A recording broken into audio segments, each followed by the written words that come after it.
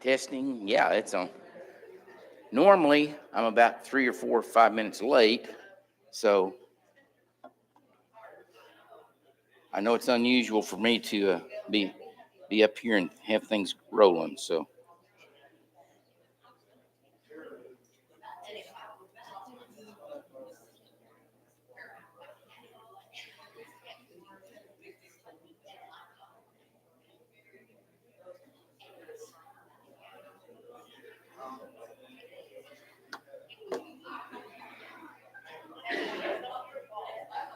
all right,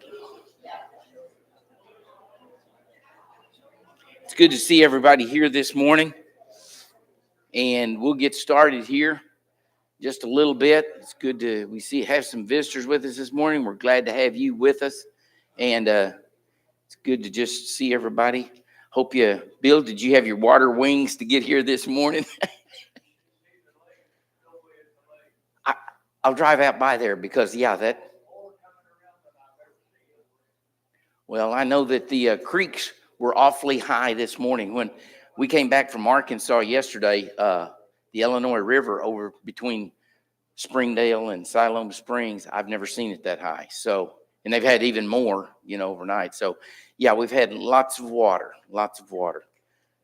Thankful that, of course, Ola doesn't have to worry about it. She lives up on the mountain there, so. But that we're good to see everyone here this morning. Several things going on, and yesterday we had the Easter egg hunt for the smaller ones and everything, and I hope they had a good time with that. And I finally got to play the official role of Grandpa.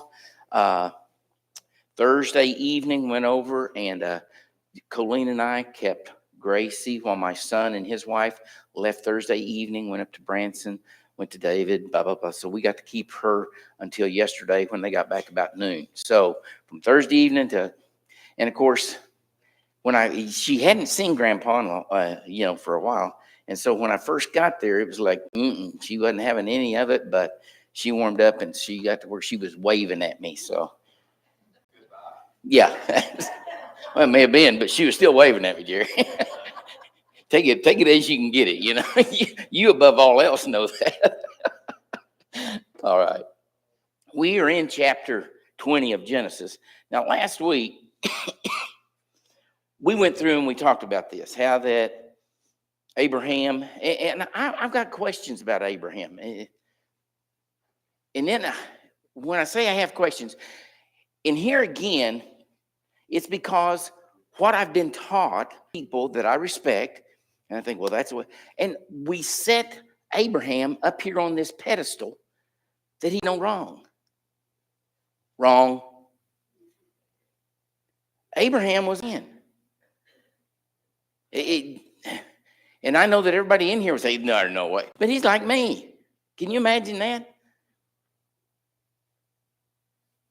Think about, because we didn't talk about this aspect, but last week we talked about the idea that, now think with me for just a moment.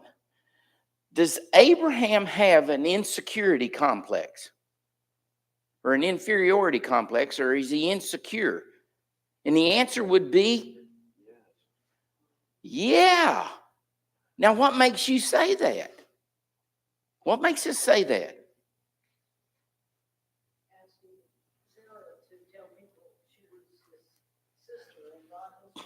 There you go. Yeah. Well, tell people. And is it about her or is it about him? Because what's he afraid of, Connie? He's afraid of losing her. Not just losing her, but what? His life. Yeah. Afraid of losing his life. They'll kill me and take her. This is kind of one of those old coaches' expressions. You had to see she must have been a looker, because to be 90 years old and still be taken into someone's harem in this regard. And we talked about this idea as well. Think about her age. Think about what God had said, that she borne any children? Is this one of the reasons why Abimelech looked at her in this? I mean, I don't know, but why did Abimelech take her into his house childbearing? I mean, but we know that now, and here's the other thing. How long was this process taking right here?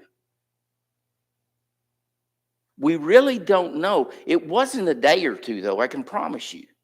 And when we get to the rest of this story, we'll take a look at this and understand a little bit more.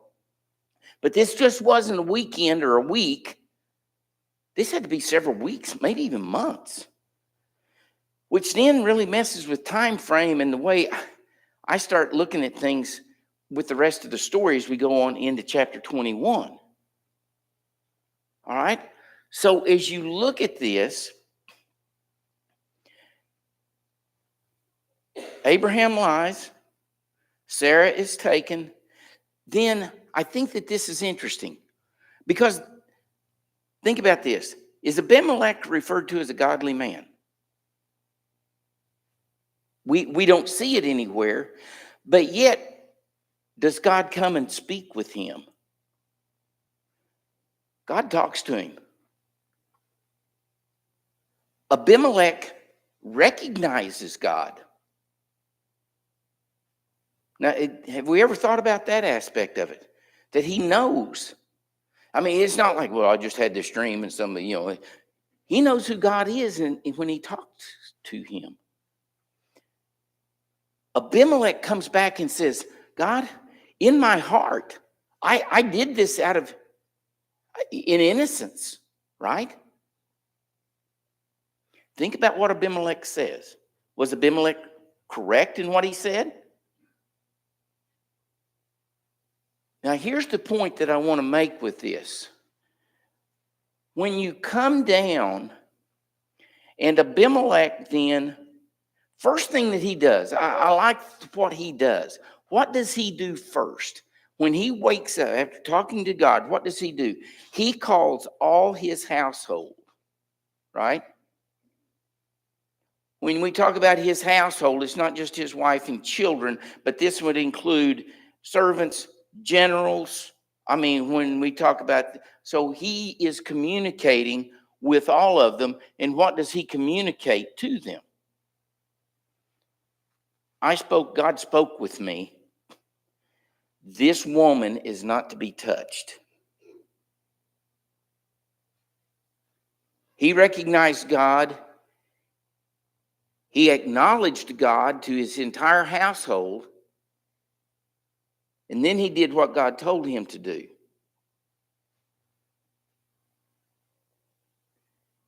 Then Abimelech says to Abraham, what have you encountered? What have you seen? What's happened to you that you have done this thing? I want you to look, what Abraham says. 3 words. Abraham said, because I thought.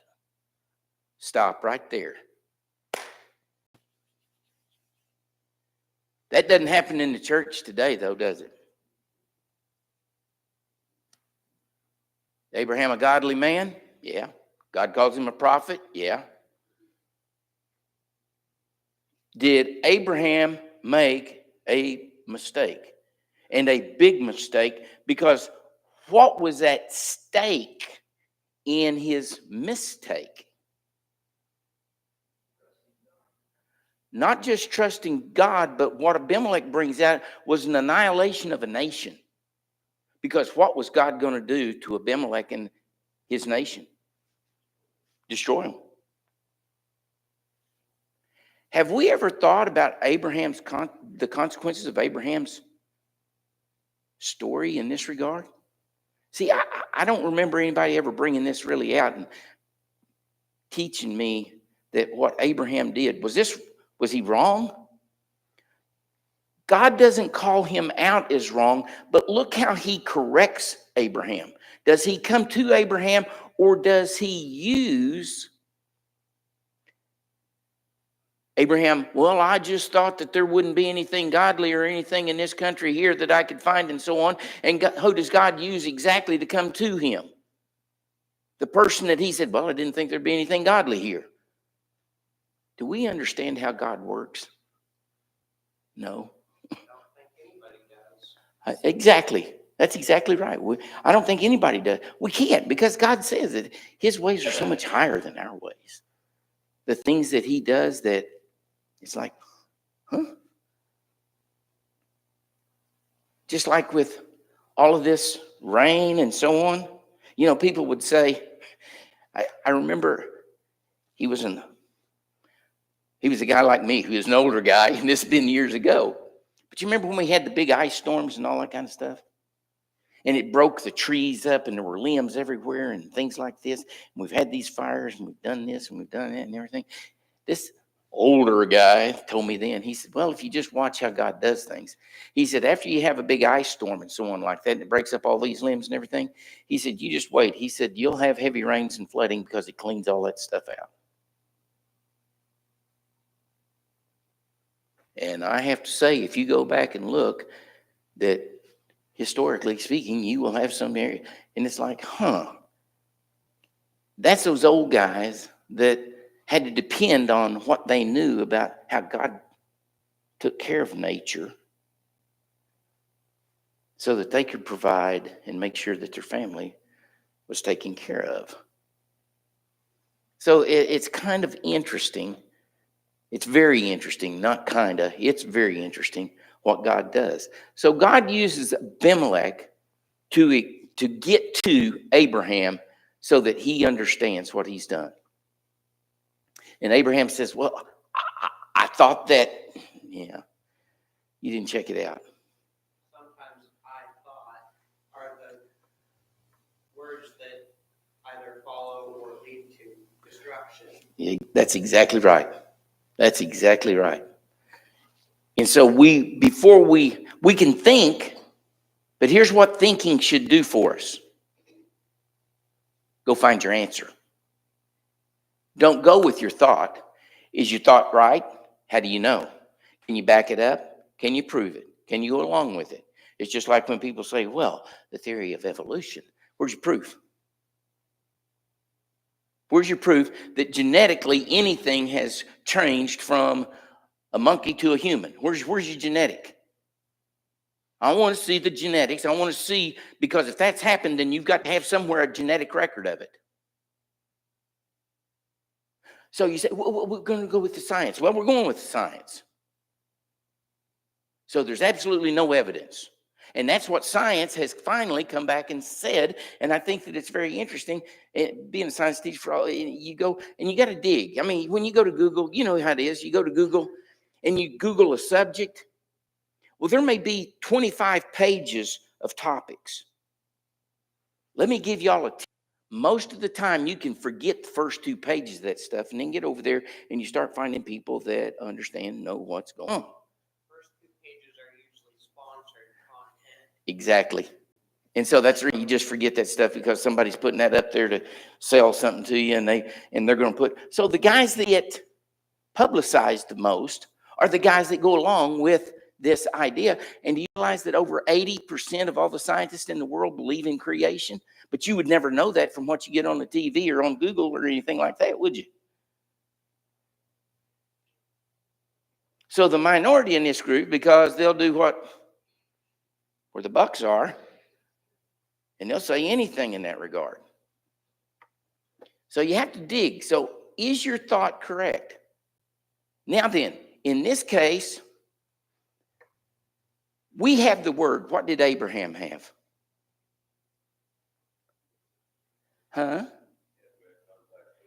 He had direct contact with God. So what does that tell you about what Abraham didn't do? He didn't listen, or he didn't ask, did he? He didn't ask about this. He went with his own thought. And of course, that was almost brought total destruction upon Abimelech and his people. Where the term "you weren't paid to think" comes from. Exactly. Yeah, I'm sure that God probably was thinking that. And I didn't pay you to think, Abraham. You're supposed to be talking to me. Have I not taken care of you? Did I not take you from where your father was up there, and then you, and And so we see in this story, we see that, as we hold him up, and yet we understand what was Abraham to the Jewish nation. Father Abraham. Father Abraham. So Marcus, because I've been knocked down a few times or stumbled a few times, not necessarily somebody knocked me down, does that mean that I can't get up? Or does that mean I have to, God's got it, and I just get up and keep staggering forward? Got to get up, don't we? We got to get up and keep going. Do you think Abraham understood what he did right here? When God brings Abimelech to Abraham, and Abimelech points this out, that look what you've done. You almost killed a nation. Do you think Abraham repented? And I think he did, because of the prayer that he offers.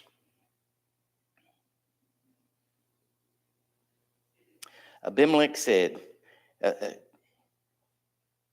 let's look at the rest of this then. So when he comes to him, and Abraham tells his sad story. Well, I've been wandering, and I was just afraid, and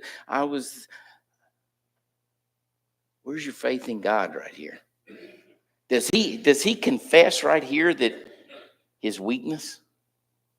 Because does he use the mention of God, that I trusted in God, that he would take care of me, or does he confess his weakness? Do we not do the same thing when we say, I know that's what the scripture says, but don't do that? Well, that's defiance to me. And there's a little bit of difference right here than that, but that's defiance without humility, And so, yeah. And so we come back with this, and it says, this is the kindness. And he says, then, tell them that I'm your brother. So then, and this is another one of those things that to me is kind of strange. If we were to look at this, if we were to go to court, and we were to present these cases and so on right here, who would we say was at fault in this? From what we know, the evidence that has been presented right here in Scripture, who would we say is at fault?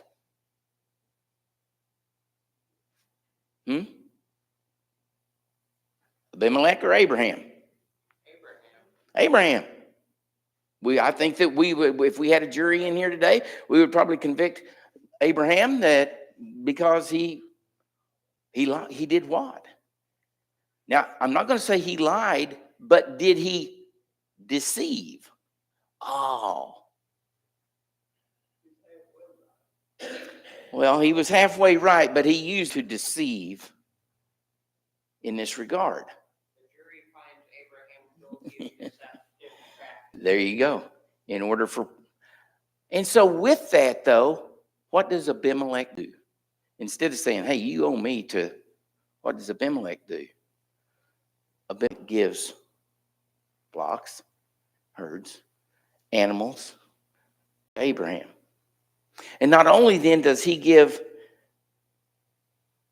sheep, oxen, male and female servants, he restores his wife. Then I think that this is, Abimelech then tells Abraham, now look, I'm giving you this, my kingdom is open. Go where you will. He does this in front of who? Who else is there? Who did Abimelech call first before he brought Abraham in? Oh, everybody in his servants, his army, everybody. So now then, through this line of communication, there's no mistake. Abraham has access to what? Everything in the kingdom right there, as far as pasture for his flocks and where he can move. God has opened it to him. Abimelech has everyone there so that there's no misunderstanding, because Abimelech says, this ain't happening again.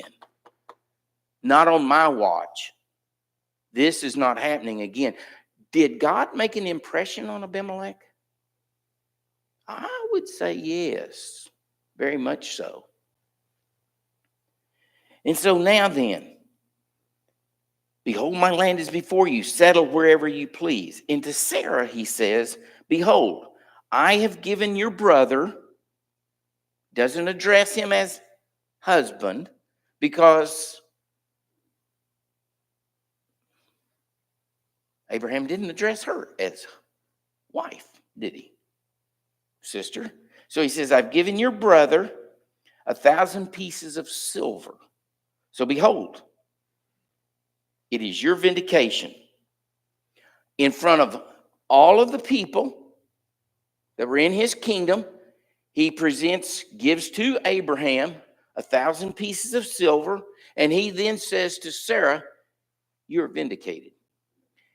The idea, and I think of the term dowry, come along later on, my dowry, and this, I don't know if that's where that originated or whatever, but in this regard, Abimelech, and I don't understand this aspect of it in some regards. I don't know if this was a custom that was already established. I don't know. Anthony, do you know? I mean,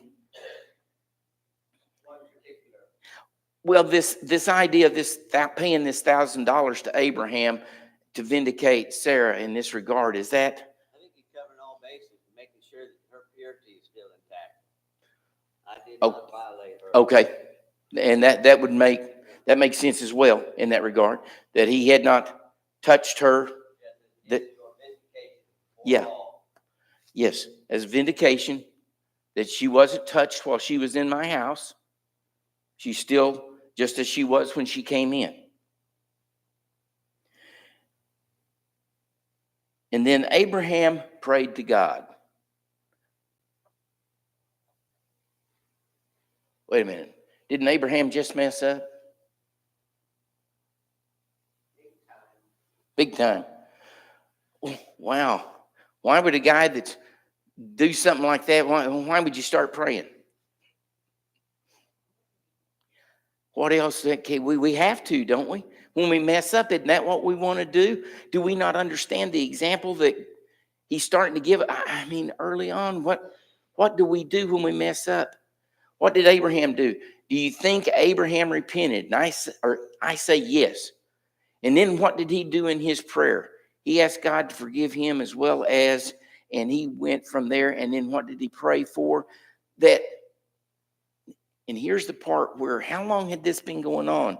Because Abraham prayed to God, and behold, Abimelech and his wife and his maids, so that God healed them so that they bore children. For the Lord had closed fast all the wombs of the household of Abimelech because of Sarah, Abraham's wife. How long had she been there that they realized that nobody could have children? Now then, I want you to think about something, because this story is in the realm that the Lord came to Abraham before the other two went on down to Sodom and Gomorrah. He said, a year from this date, I will give Sarah a son. He's been wandering. He comes here, then this goes on. Then how? Y'all following the time frame here? Because this had to happen in that year, right? Am I out of my mind? I mean, if we're following this in the chronological sequence, this is within that year from that time. And there had to be, like I say, we don't know how long it took Abraham to travel before he got here and got into this situation. We don't know how long Sarah was in here and so on. But I do understand this, that it was in that year time frame. So things are moving at a rate in which, it makes us question some things. And I want us to understand the power of prayer. Because in this regard, what may be the most important aspect that we get from this? When Abraham prayed, did God forgive him? With the power of prayer. Now, God had done this without Abraham knowing, correct? That he had made everybody infertile, if you will. Did Abraham know that? No. But then he prayed. And when he prayed, the power of that prayer, what did God do? Restored that. Do we understand the power of God? I will ask this question, Leon. What if Abraham had felt that power before Sarah was taken into Abimelech's? Would that have ever happened? You think so? Or did he lose that at that time and became afraid? Because what was he afraid of? He was afraid for my life. Where's your faith in God if you're afraid that my life is over my wife? See, there's a lot of just human stuff right here that is going on that we sometimes we walk over without understanding. No, man, that's not a good characteristic there, Abraham. Because if your faith in God is like it's supposed to be, would I be afraid that I'm going to get killed over my wife that you gave to me? Right? You give me this woman, and then I'm going to get killed because of her. Think about what's Abraham thinking right here. That sounds like a lapse in faith. Yeah. So is Abraham like me? Yeah. I can say that Abraham questioned things as well. He sometimes stumbled as well. Is he a man of God? Yeah. Is he a prophet of God? Yes. Is he an example to us? Yes, he is. Thank God that he gives us this story. Him making mistakes makes him an even better example for us because it shows that he's just like us. Exactly. That he wasn't this pedestal, that I have to be on this pedestal, but when I make mistakes, who do I return to? God. That's who we go back to, and that's what Abraham did. And so when we look at this, now then, so Abraham's wife is restored. Yes.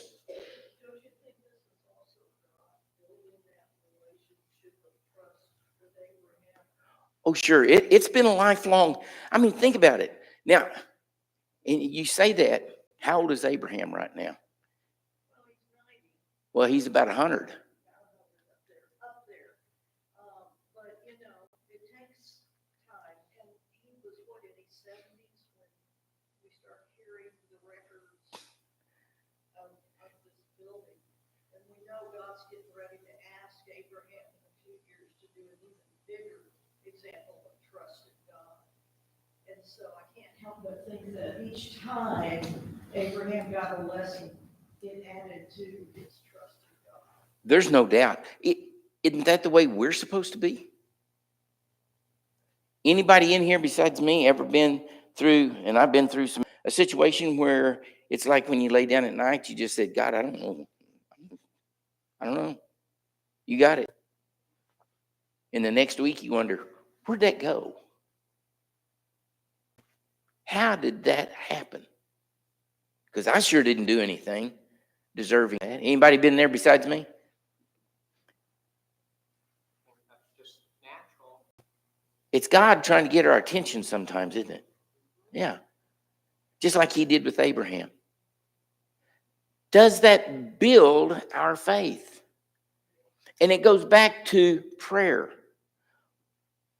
If you don't believe, and I've asked people this before, and I've had people that I considered much more godly than myself and so on, but they would say things that, well, God doesn't do those kinds of things. God doesn't answer that. He doesn't mess with that. I'm like, then why would anybody pray?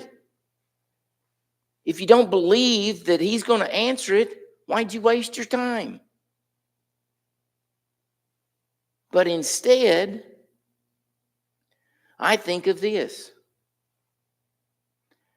In a little bit, when we have that jar moved out here, and all these little children will come down front, and we look at them, and, you know, it'd be an Easter. I'm sure that some of them will be dressed up, and a lot of them will be dressed up in little girl and everything, and we'll look at them, and it's like, do you not understand that's how God looks at us? Those little children are us. God looks at us as our Father.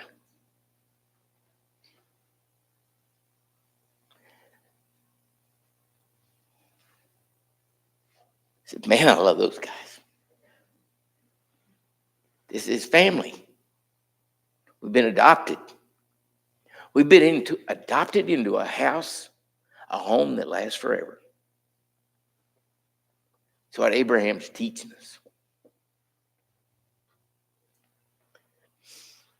Now, I think that it's very interesting the way we start chapter 21. We go from here.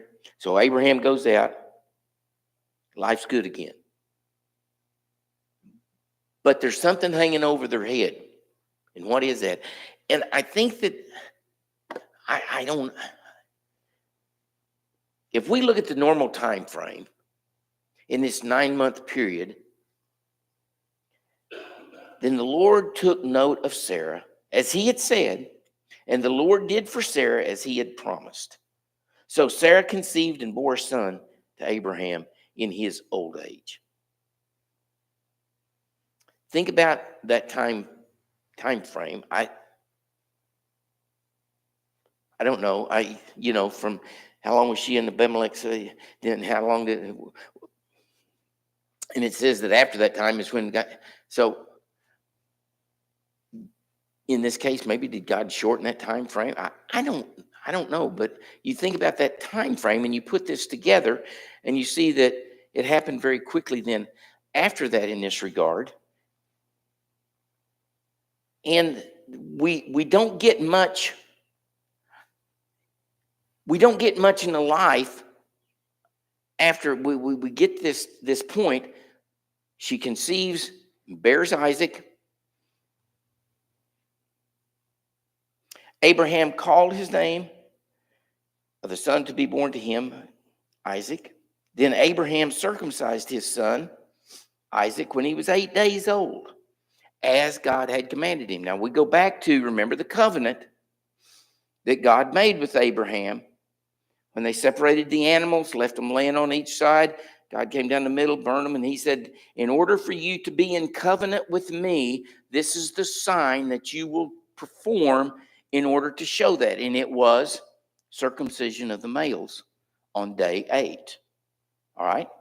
That put that person in covenant with God. How do we get in covenant with God today? We use this same example in Christ. In a little bit, we will partake of this table. It's why we come together today. Take this meal because Christ died. And to be in covenant with him for that sacrifice, he was the sacrifice. So to be in covenant, how do you get in covenant? Baptism. Jesus Christ himself said it.